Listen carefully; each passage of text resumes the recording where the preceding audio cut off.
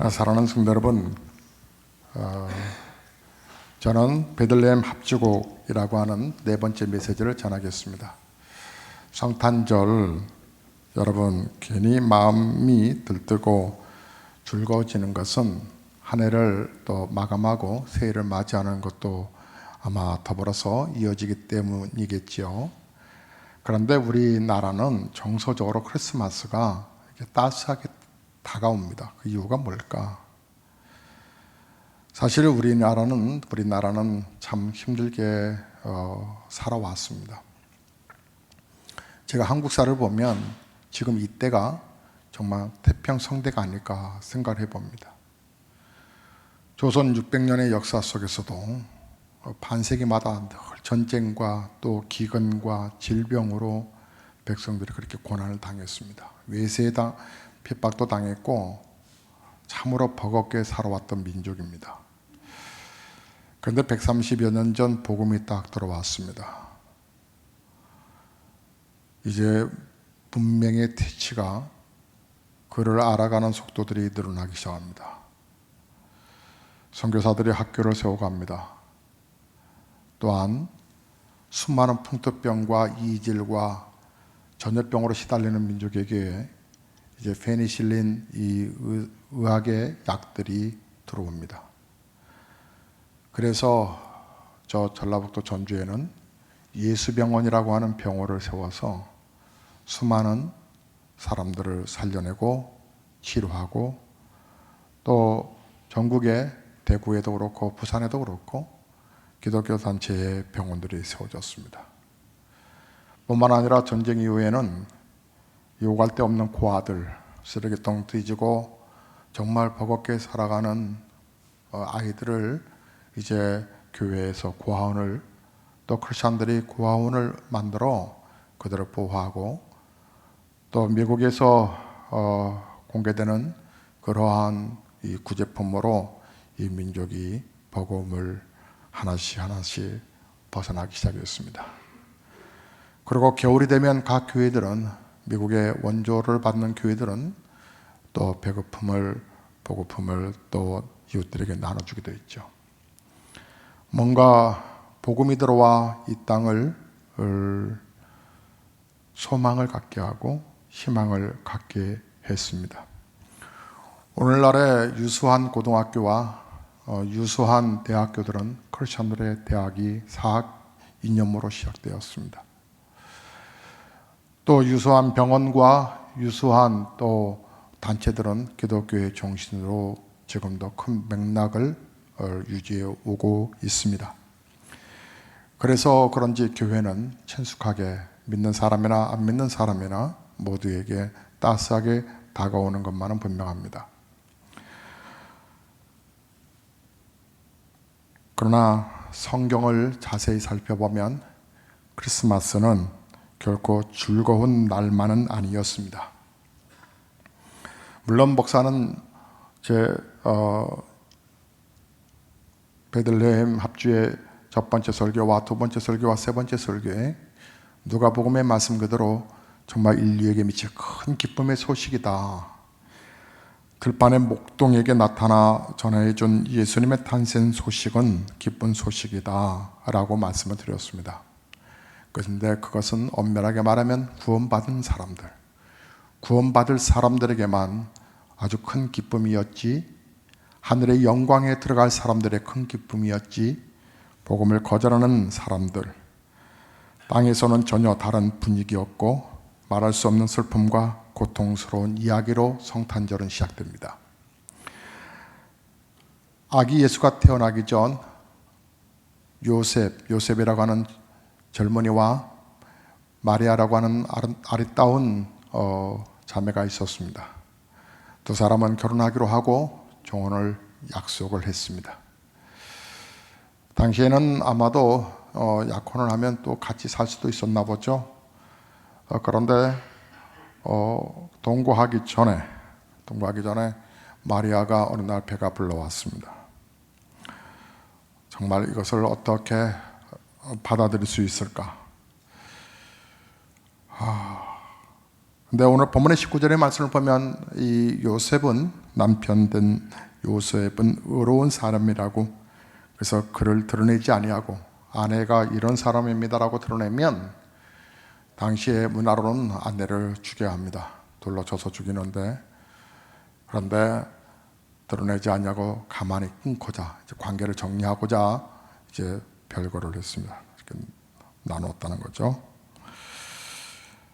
자, 이 일을 생각할 때 20절에 주의 사자가 현몽하여 이르되 다윗의 자손 요셉아, 내 아내 마리아 데려오기를 무서워하지 마라. 데려왔나?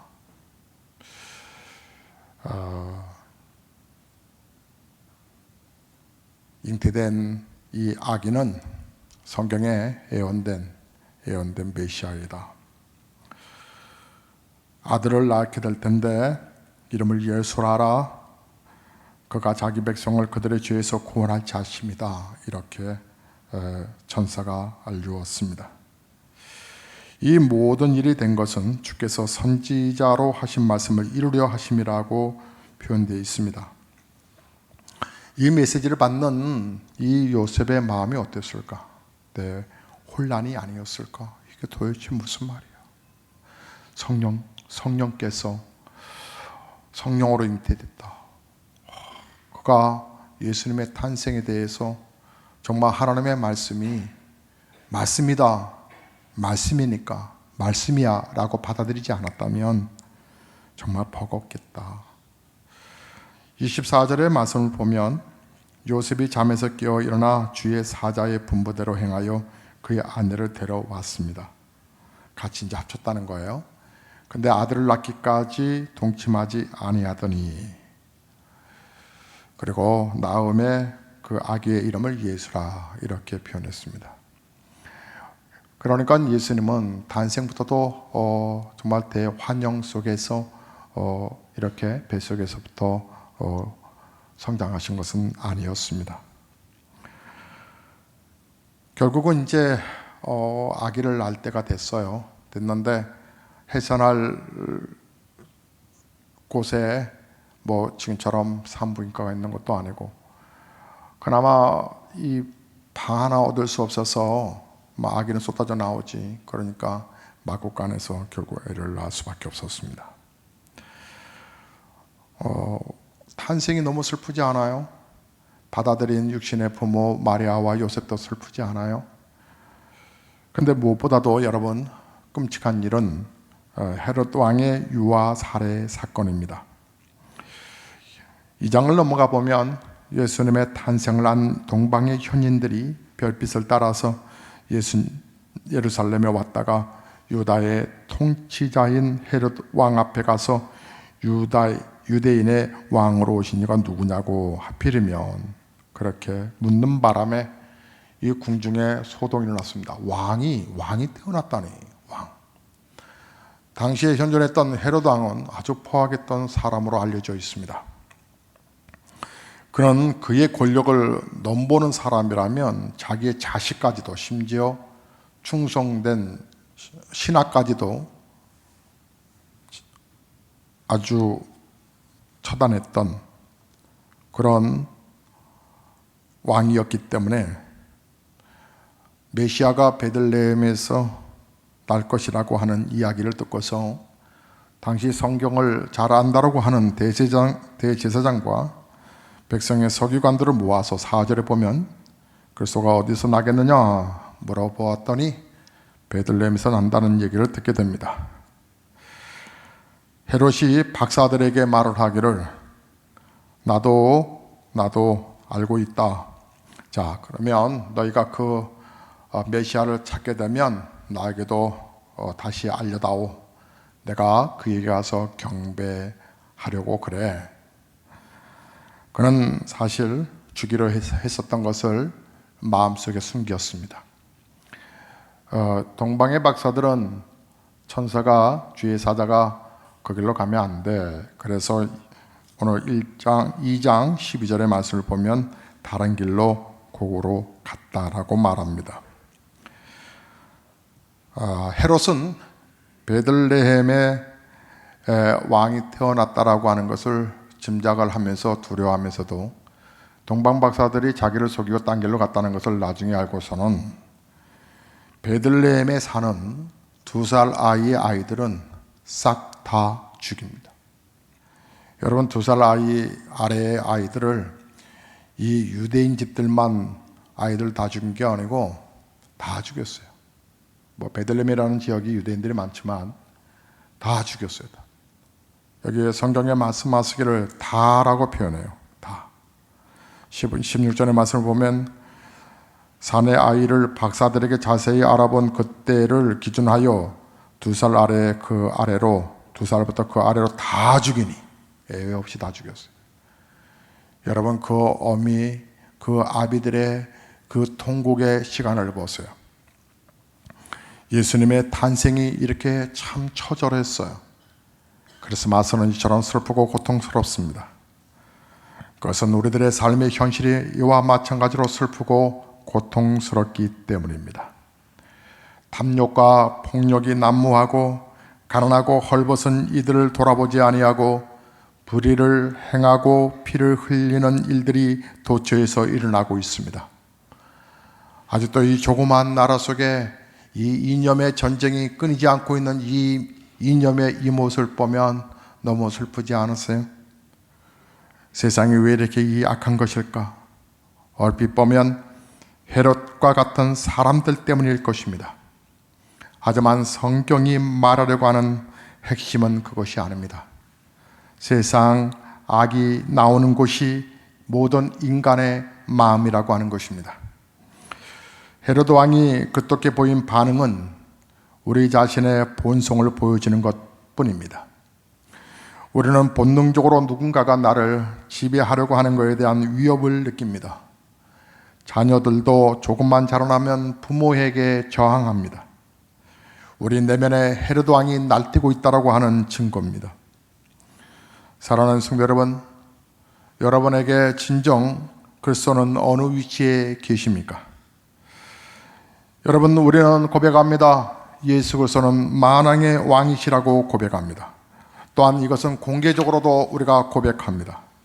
그러나 만왕의 왕이 오셨다고 하는 예수 탄생에 대해서는 세상이 너무나 조용합니다. 왜냐하면 자신들의 왕으로 여기지 않기 때문에 그렇습니다. 우리가 사는 세상은 왕이 없는 세상입니다.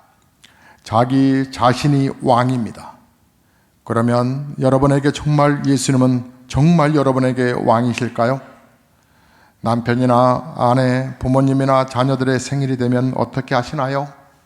그날을 잃어버리고 만약에 잊어버리고 넘어갔다라고 하는 다가오는 후유증이 만만치 않습니다. 그렇다면 예수님의 생일과 여러분의 생일이 되면 여러분은 어떤 부분이 더 중요하다고 생각합니까? 저는 어렸을 때 생일이라고 선물 받아본 적이 없습니다. 누구나 그랬을지 모르지만 제 친구들도 그랬습니다. 다만 어머니가 끓여주는 미역국, 그 미역국은 어머니가 드셔야 되는데 왜? 낳은 어머니가 드셔야 되는데 왜 생일을 맞이한 내가 미역국을 먹지? 늘 의문점. 그리고 그날 하루는 특별히 혼나지 않는 날. 생일은 꾹 참아. 생일이니까 참는 거야. 선물은 없었지만 생일이니까 참았던 그 선물. 여러분, 성탄절을 가족의 생일만큼이라도 중요하게 여기지 못한다면 이유는 하나. 그분이 진정 자신의 왕이 아니기 때문에 그렇습니다. 모두가 다 그렇겠지만 저도 어렸을 때 성탄절이 참 좋았습니다.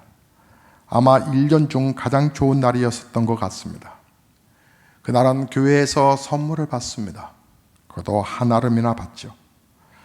또 공적으로 그날은 이브날 여학생들과 함께 권사님의 집에서 밤을 새며 사치뽕 또 007 빵인가 그 노래를 하면서 밤을 새던 허락되던 날이었기 때문에 그렇습니다. 그러나 그 성탄절의 기쁨은 나이가 들어가면서 시들해졌습니다. 예수님이 저의 왕이 아니었기 때문에 서서히 그분은 내 자리의 중심에서 옮기셨기 때문입니다.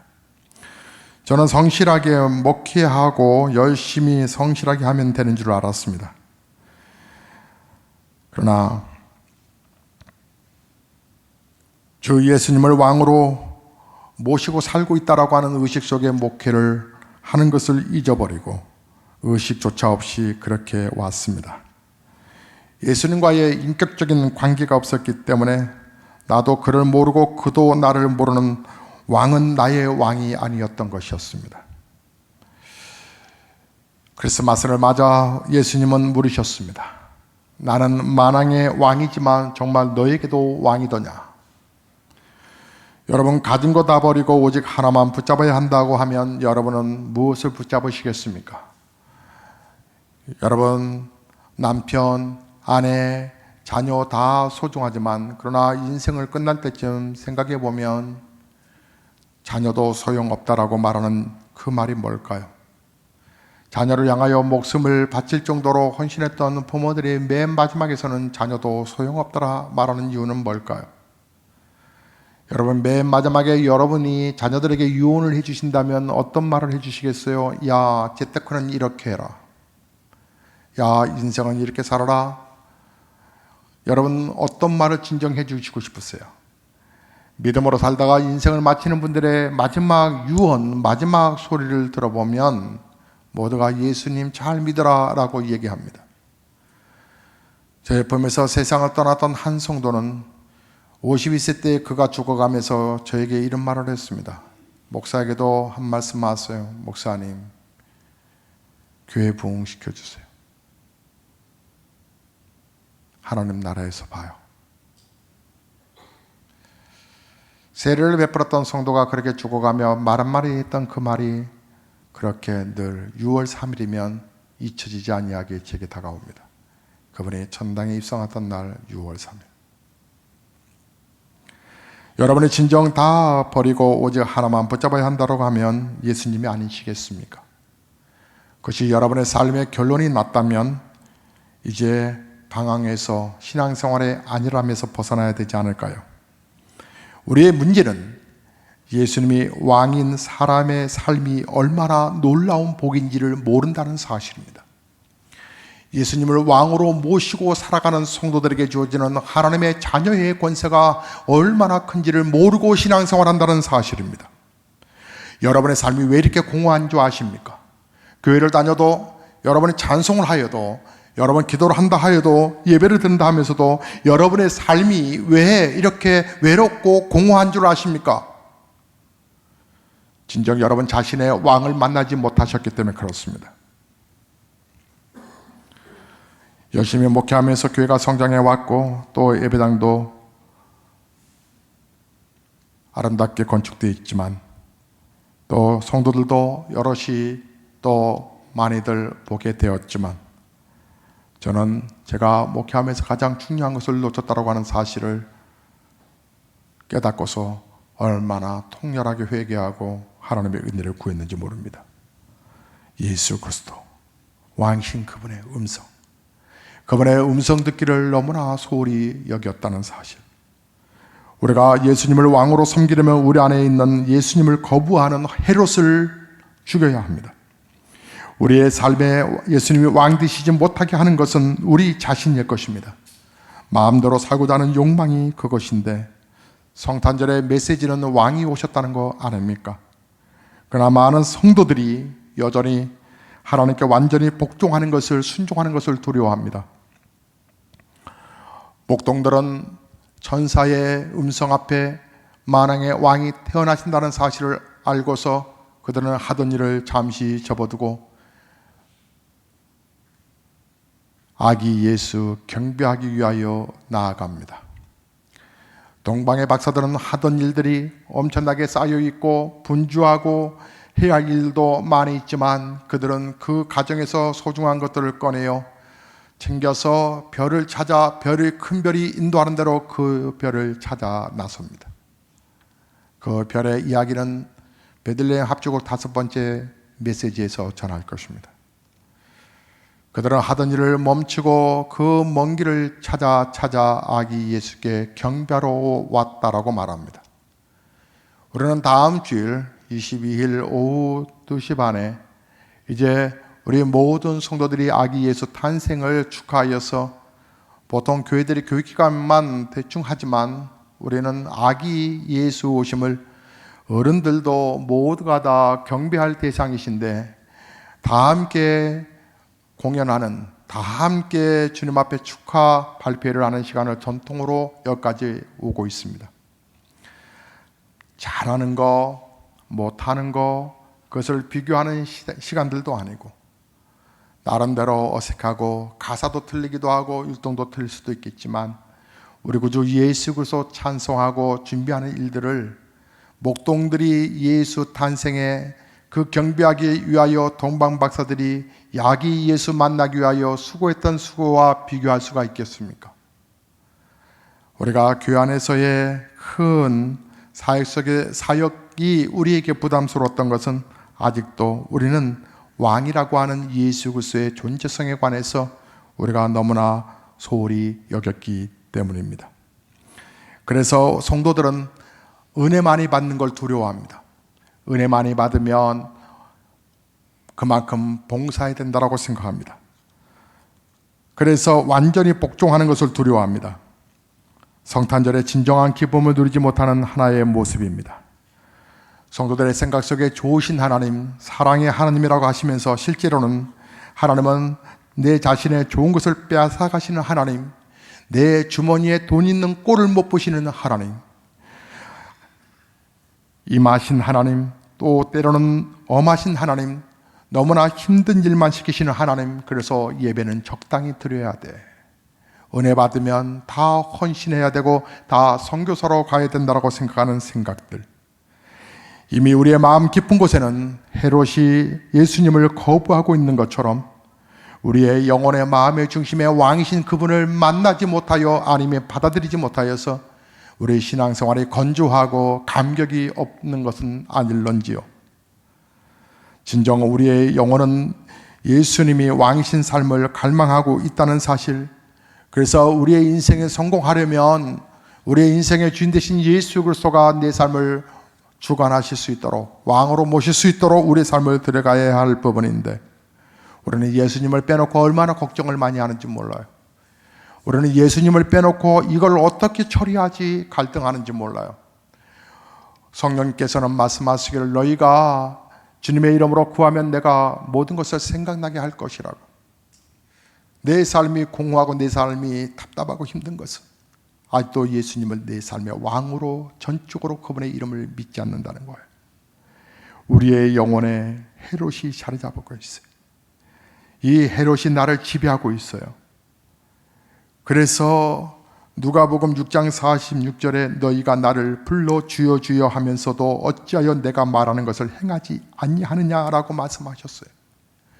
왕이신 그분이 말씀하셨으면 순종하면 되는데, 왕이신 그분이 말씀하신 대로 지혜를 구하면 되는데, 왕이신 그분이 말씀하신 대로 우리가 예수님을 주님이라 왕이라 고백했다면 주님의 말씀대로 여러분 순종해 보시란 말이에요.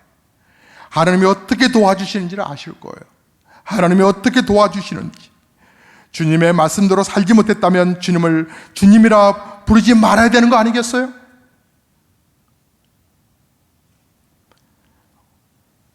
우리가 이런 자세로 예수님을 믿으면 세상 사람들이 예수님이 우리의 왕이심을 정말 인정하지 않을 거예요. 하지만 내가 주님의 이름으로 믿음으로 사는 이 행복, 이 기쁨이 나도 모르게 터져나오는 이 행복을 지체들이 알 수만 있다면 얼마나 나를 보고 주님을 만날 수 있지 않을까요?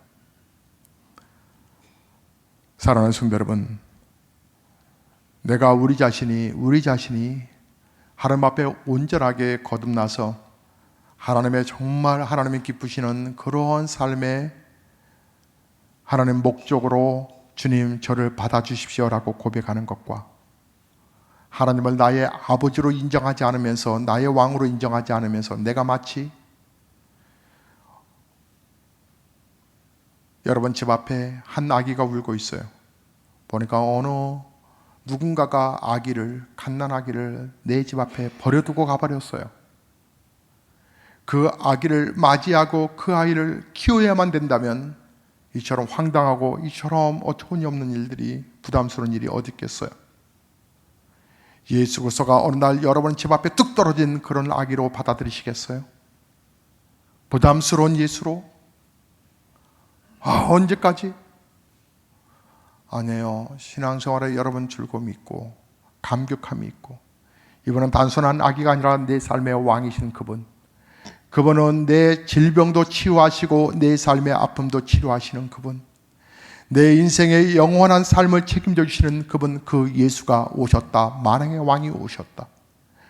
여러분 삶에 아무리 문제가 있어도 여러분 우리가 절망하지 아니하고 기도할 수 있는 것은 하나님이 살아계시기 때문인데, 사랑하는 성도 여러분, 우리 안에 헤롯이 여전히 살아있는 채로는 아무런 헌신들도 하나님 마음도 기쁘게 해드릴 수가 없어요.